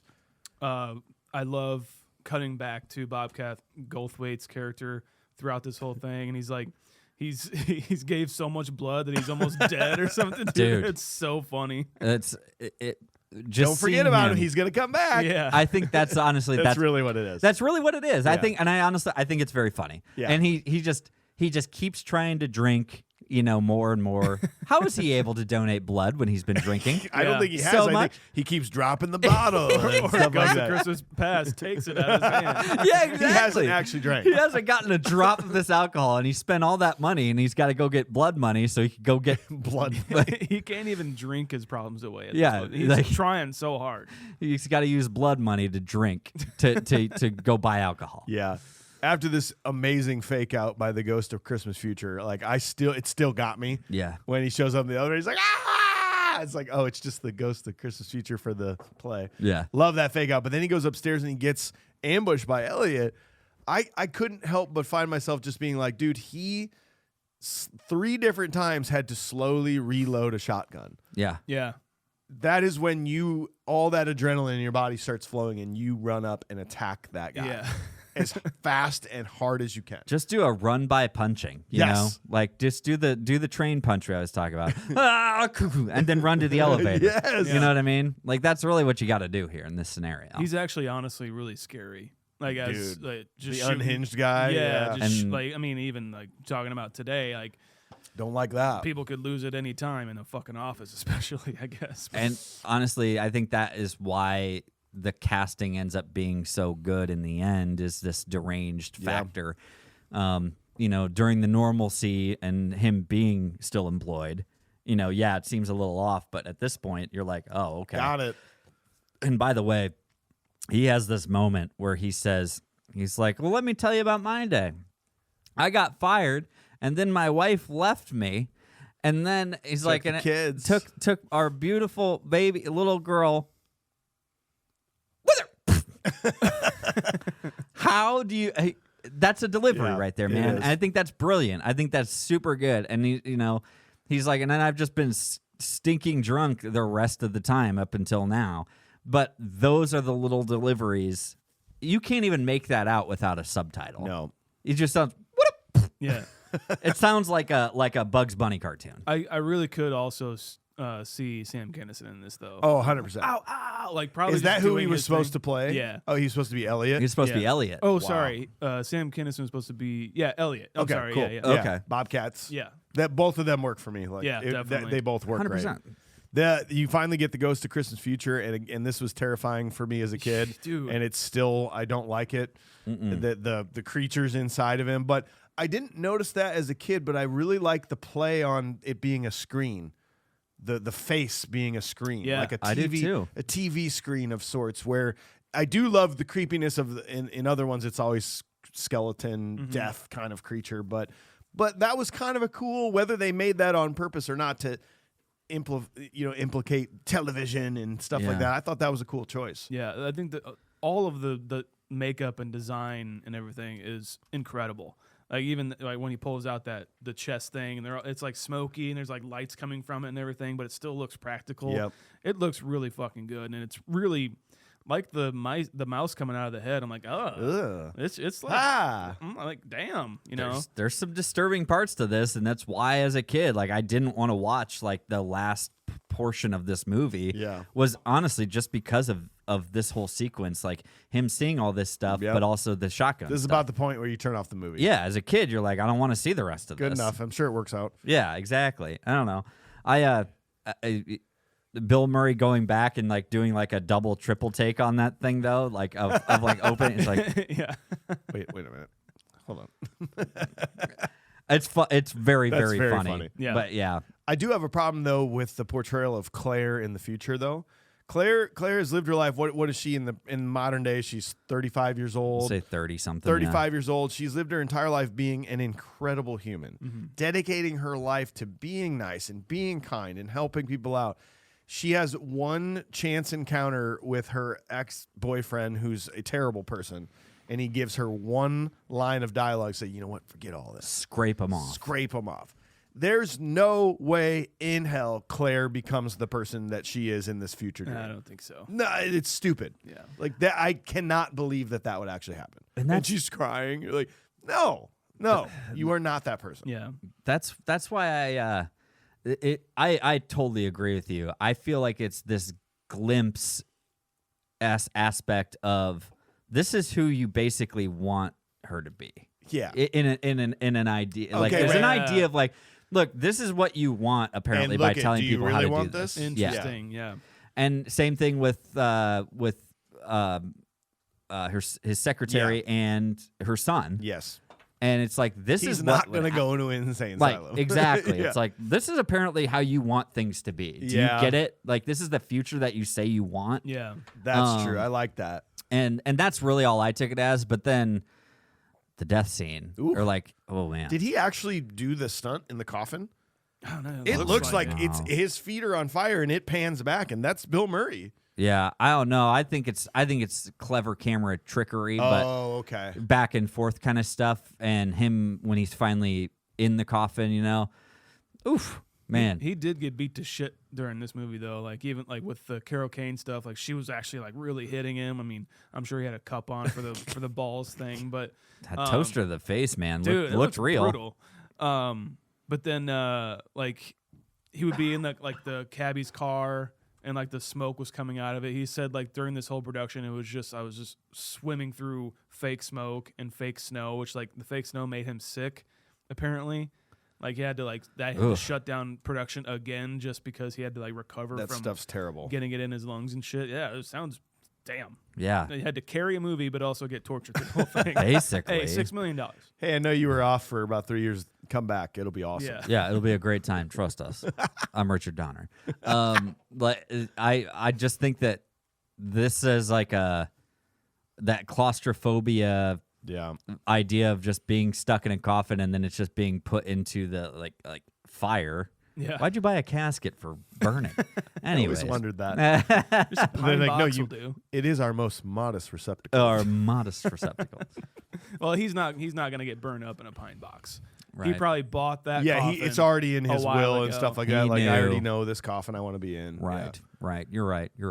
Well, let's move on to the final scene. So he returns to present day, a changed man. He gives Elliot his job back, heads to the studio where he interrupts the live TV broadcast to spread his message to the world. He reunites with Claire, and everyone has a Merry Christmas. I mean, yeah, it wraps up pretty good. Go ahead. Well, I sorry. So modern day rating? All right. Yeah. Anyways, I'll stop talking. Cool. No, we did skip over a little bit. I mean, on the party that his brother is having, kind of the present day, because Boring. I think it's a. So, anyways, yeah, I think this movie wraps up really nicely, guys. I'll give it a 7.8. Yeah. I think. Hey, man, it's already been an hour and a half. You're Guys, right. let's go. You're right. Fuck me. I will say, like in that moment, and because I think it does tie back to the end where he's like, but by the way, it's the SS Minnow. You know, pretty- I like think that. that's really That funny. is cool. And I think it's a great touch because it shows that like he is really going through this to a Yes. degree. It's not just in his dreams, that Yes. kind of a thing, It right? truly was the president. It really truly was happening at that time, and like you have the VCR. I mean, Okay. how are we going to skip over the VCR, Can we guys? talk about that? Like, that's a good gift. That's a hell of a gift, Especially in around that time. 1988. 88, yeah. Did 87? you do the math on that? You did. Would you like to talk about it? I would love to. Because That- they say a typical VCR costs anywhere from $500 to $1,500 back then. yeah. Fuck. You want to know in today's money? Triple it. Wow. Triple it. For a VCR. Even getting a VHS was like $100. Yes. Yeah. Well. Let's see. Do I guess maybe double? I guess it's double it, right? Okay. It'd be like $1,000 now. $1,000 to $3,000 would be roughly the And if cost you of that. if you got the nice one, it's You like can get a- $3,000 on a you VCR. can get a good like 70-inch TV for $1,000 now. Oh Well, yeah. But I want to argue that even towels are a great gift because, like, you don't think Yeah. about buying towels so you always have the same gross towels you've had for like 10 years. Yeah. Getting a nice new towel that's like good quality. Like Yeah. that's a great gift. I would always my fiance has a thing where there's a cupboard of towels, and I didn't know that those were dog towels. I didn't know that there was a specific towels for dogs. That there's good towels and bad towels. I made fun of her. I'm like, they're dog towels. What does it matter? I'm just gonna use it on my body. And then she's like, well, use a human one on this in this cupboard. I'm like, okay, whatever. Way better. Way better. I understand why those are dog towels. Yep. Now you get it. Yeah. Yeah. No, I think it's worth bringing that back up because you're talking about a gift that was literally like $500 at that point in time, $1,000 in today's land at the cheapest rate possible, and then they're sitting around. And his brother still has this love for him that he made him that frame, right, with that picture of them together. And you're like, damn, that's a really nice frame. Ooh, can I have the frame? Is my prop? Oh, there you go. Ooh, Nice. that's Yeah, a you great can have prop. that, man. I want the frame, guys. You can totally have it. It came with the frame. Yes. But no, like the ending of this is, I really think that this is like quite a heartwarming moment. Yes. I struggle with this a little bit because, I mean, the whole thing, I struggle with it because in a good way, right? The whole thing feels like ad-lib. This entire, from the moment he's happy to the end, it's all feels like ad-lib. So it's a testament to either the awesomeness of Bill Murray to be able to ad-lib this or the ability for him to make it feel like it's ad-libbed. Yeah. You know what I mean? Like either way you look at this, you're like, damn, dude. It is really good what you're doing here. Yeah, like, it makes me feel happy. Apparently, when he did this, one of the producers, I think, after the take, is like, "What are you like, fucking Jim Jones, like a cult leader or something?" And Richard Donner like heard him and like punched him in the arm, and he had like a bruise for like 3 weeks after. He's like, "That was fucking brilliant. Shut your mouth." Like, damn, yeah, you're right. That's our take. We're done. We wrapped. Are you cool with that? Yeah, like what are you talking about? Random guy on this set. Like I think it's brilliant. I think him coming out of this, Christmas future, if you will, coming out of that, coming off the elevator, and having this moment with Loudermilk is brilliant. He has this little line that like he sees the sun thing. He's like, oh my God, the sun. I never thought I'd see it again. It's just like, that was really funny to me.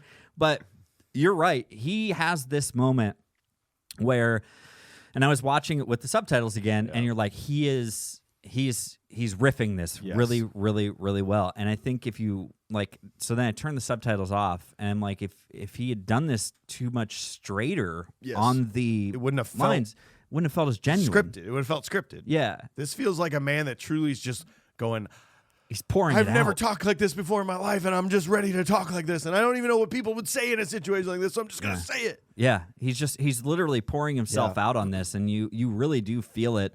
And he's going through, and I don't know, like it really did give me that Christmas goosebumps. Yep. You know what I mean? Like that feeling.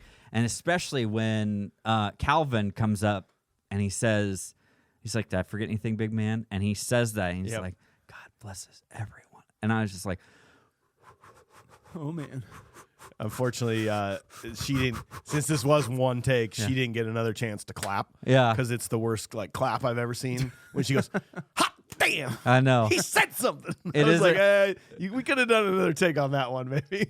But you know what? There's still something that feels real and right about it, and you just think like, man, and that's the moment that made him speak again after how many 7 years or whatever it was, 5 years, and seeing him interact like with his mom again. I don't know. There's just something, man, really special about the ending of this movie. So what happens after this?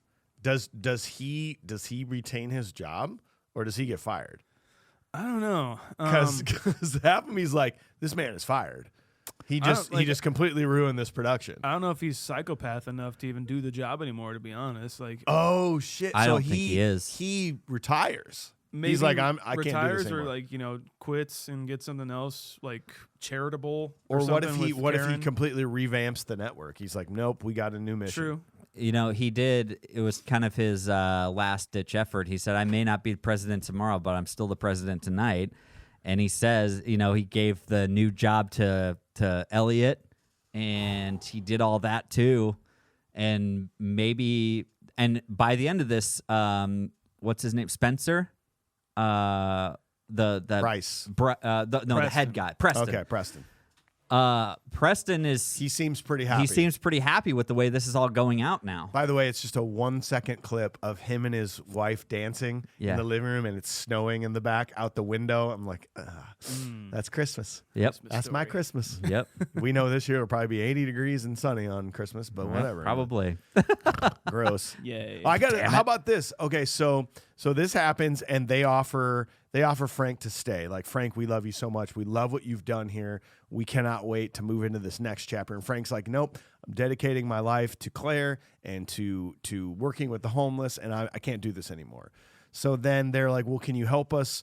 Can you help us fill the hole? And they're like, he's like, not Bryce. Nobody but we don't want Bryce. Clearly, he messed everything up. Tell you what. Give it to Elliot Laudermilk. I think he should be the new guy. He's got all these ideas. I've already promised him all this extra money, my office. Bring in Elliot. So they go, you know what? We trust you. We're going to bring in Elliot. So Elliot, of course, hopefully has told his wife to fuck off and die because his wife left him for getting fired and took his kid. Yeah, that day. She's the biggest piece of shit in this whole movie. It's true. So hopefully she's like, oh, honey, I want you back. And he's like, eat shit and die. Goodbye. Fuck you. Yeah, Super weird. I basically won the lottery and you want me back. Yeah, no, and thanks. then he takes my all ass. his money to get full custody of his daughter and gets wife out of his life. Perfect. Then Elliot becomes this kind of slowly into the Frank, this evil guy, this bad guy. And then he becomes the next guy that gets Scrooged. 10 years later, man. he has 3 ghosts visiting him. And one of them, even though he's maybe not be dead yet, is Frank. Yep. Oh, yeah. No, Frank's the one that comes Frank's back. the one that comes back to Yes. warn him. Frank Yes. comes back to warn him. Oh, man. Boom. Wow, guys. Is that it? That's well done. So we just wrote the second We did. second version? Sorry. Yep. Bobcat Goldthwait. Yep. Stop Hit us directing. Come act in our movie. Scrooge. Okay. Lost in New York. Is that all we got on this one, fellas? Yes. Okay. Well, then we got to give it a modern day rating. We've stripped away the nostalgia. We've gone scene by scene. We got to hear from AJ on what his modern day rating of this movie is. What do you got? No, I think that this is a really special Christmas movie now. Like rewatching it, I think you get a lot of. Let's talk about all the Christmas movies that really happen. You've got Chevy Chase Christmas movies. You've got Tim Allen Christmas movies. You've got there's a lot, and so even Dan Aykroyd has his own. I think that this is great that Bill Murray had this Christmas movie, and by the end of this, I think the roller coaster that it is what makes it so special because it really does take this classic idea of. Number one, you've got Charles Dickens' classic story meshed with the executive, the big level executive in the big company, in the evil corporation. And they mash that together very well. Bill Murray does take this over a little bit, but with all the cameos and all the supporting cast, I think it's phenomenal. And I think Richard Donner does a great job directing this movie too. So that all being said, when you reach the end of this movie and you make it past the stark contrast of how scary Christmas future is and how delighted he is to be a part of making his own future. And that speech at the end, I think, is worth its weight in gold in the Christmas season. So, and frankincense and myrrh. So I will say that this movie has certainly redeemed itself in a 7.85.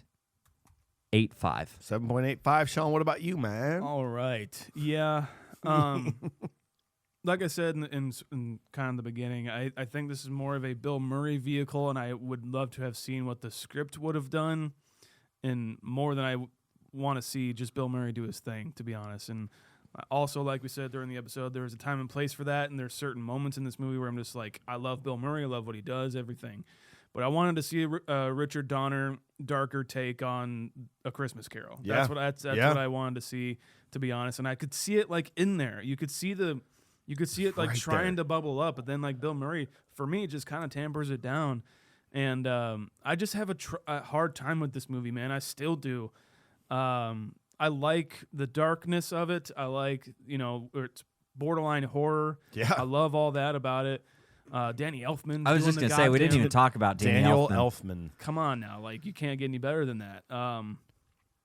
Yeah, unfortunately, I really wanted to like this movie a lot. It's just a 6.8 for me. 6.8. I found this movie making me think on a deeper level about a lot of stuff. I had this hard time thinking that this man deserved a redemption. And it made me think about, I used to have this friend in my life who was truly my best friend for maybe a 6-year period of time. And this man, much like Frank, changed and like forgot who he was and left the people that he cared most about, my wife, myself, and basically kind of like cut us out of his life, for no reason other than being just a bad person. And it made me think a lot about that like half of me wants this guy to have a moment like this so that he could like redeem himself. Mm-hmm. But half of me is like, you don't fucking deserve it. Wow. You don't deserve to have this moment when there are so many other people that could maybe use that moment, And so I love that it made me think about a lot of this stuff, but it also kind of made me mad. Like that Bill Murray's character is just so bad. Yeah. And he doesn't deserve this. And I agree with all of you, though. I mean, like, I love aspects of this, but I also don't like things about this movie. It's not something I feel like I'm going to pop in anytime soon. I'm going to give it actually a 5.9. I'm pretty low on this one. But we got to go to Starling. He's the one that picked this. So he says, let me start off by saying that in 1988, if you told me I could watch a movie with Lee Majors and Santa Claus, I would 100% watching that movie. As a kid who watched The Bionic Man every day after school with a Pepsi and a whatchamacallit candy bar, nice. I would have been in for that one. Scrooged is a time capsule of the late 80s preserved from the Reagan era with the solid gold dancers, Mary Lou Retton and Klinger from MASH. Any legacy this movie has with future audiences rests on Bill Murray's shoulders. No. That's very true. Previously, when watching this movie, I always thought it was absurd that Frank, who presumably knows a lot about television, would create that dystopian promo. Now, watching with a critical eye, I see that maybe that's the point. He's irreversibly lost. He's dark, and who knows what he could do next. Can you imagine if Frank were running television after the popularity of reality shows? And to his boss's credit, TV programming for pets isn't even that far-fetched of an idea now. I do commend Frank for commissioning a live broadcast on Christmas Eve. There's really nothing on which is why nothing on which is why so many of us default to watching A Christmas Story. Since I was a kid and even now it seems fun to watch the show coming together in those 24 hours, and I enjoy all the scenes around New York, especially with his brother. Having lived there and been a tourist around Christmas time, there's an energy in the city the movie really captures well. I asked myself at the beginning of this viewing, what does Frank really do that's so bad? Is he doing anything a TV exec would be called heinous for doing today? I started to track them. The meanest act seems to involve giving his brother a towel instead of a VCR. But then there's the firing someone on Christmas Eve and canceling their bonus. Okay, ripping Grace's son's artwork off the wall isn't great, and swapping her bonus for a towel isn't a good look either.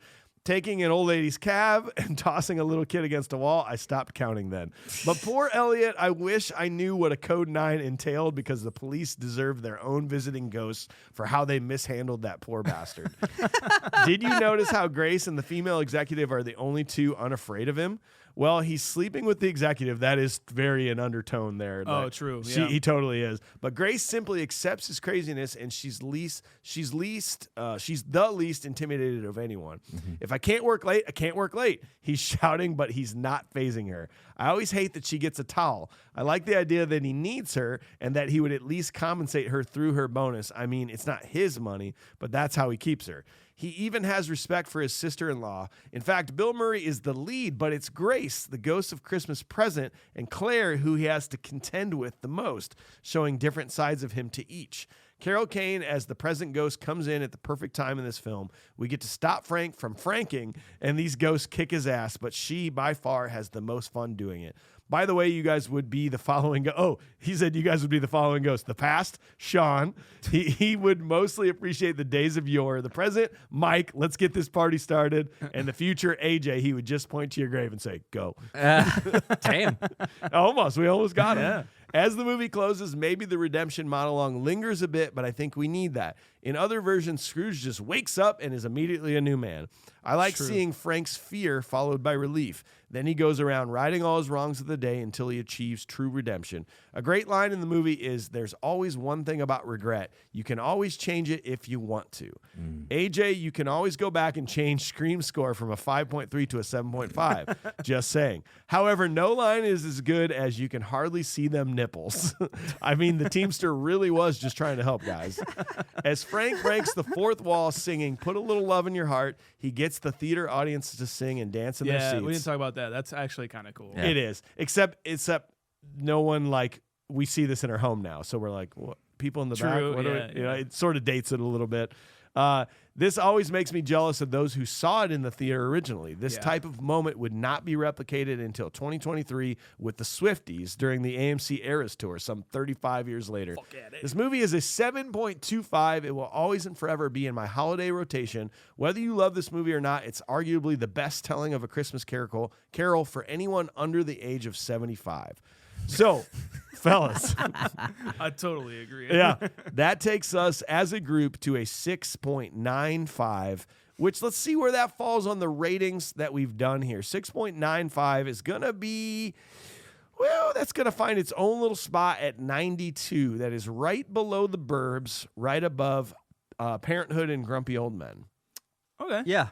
It's pretty much it's toward the bottom half, but it's there. It's right there. It's a movie. It's a movie. It's a slightly better than average is. movie that I feel like you should probably watch. That's how I feel about it. Absolutely, it's a movie. Well, we hope you enjoyed the episode. Thanks for being here. Happy holiday season. Tune in next week. We're going to discuss Last Action Hero. Yeah. Followed by Die Hard. Woo! We said we would do it. Let's go. You guys said it was a Christmas movie, and I have to abide by the rules. So if you are new to the podcast, go back this time last year. We did The Blues Brothers. That is a fun episode. The best musical ever made is a quote from me, and I stand by it. So check that out. A few laughs. If you want, stop on by. We're doing the whole entire Christmas season, guys. Thank you so much for joining in. We got the holiday season coming through in full effect, guys. We really appreciate you listening. If you're listening, leave us 5 stars. Write us a review, too. We love reading them in passing. And 5 stars on Spotify. Check us out on YouTube. We are here in the studio doing some fun things on YouTube. By all means, guys, check us out on social media at Confused Breakfast. Just search for Confused Breakfast anywhere on social media. Nice. Go to confusedbreakfast.com to see our merch. You can get some shirts. You can get some hoodies. I think you can get some towels. You can get some towels there. Get some VCR players in there too. Hit up Not Your Father's Beer Shirts on Instagram to get some koozies. Steve Koozer. Get your koozies. official Steve Koozer koozie. And go to that same damn website and see the ratings we've done for the movies that we have covered so far. See AJ's, see Mike's, see Shaun's, see the whole show as a whole. I love you. Bye. Well, and speaking Merry of Christmas. speaking of merch, last night I played a show and I looked out in the crowd and a man was wearing a Pryor and Sons funeral home shirt. Crazy. And I just said, "Excuse me," and he's like, "Yeah, check this out. I know who you are." And so I talked to him afterwards. That was Nathan Sparks. Nathan Sparks lives in Iowa. He's a fan. He heard us on Bert.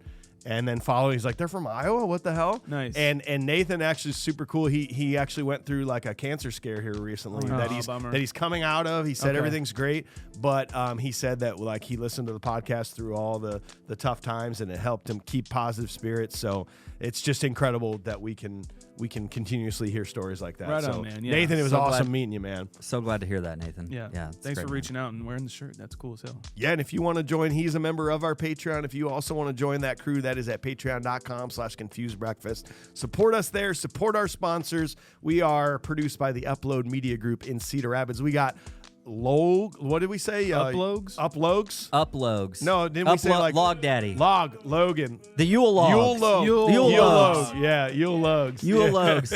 We got it on the controls. Learn more at uploadmediagroup.com. And we are proudly on the Cloud 10 iHeart Podcast Network. Learn more at cloud10.fm. Goodbye. Put a little love in your Hey, Bye. you over there in your truck.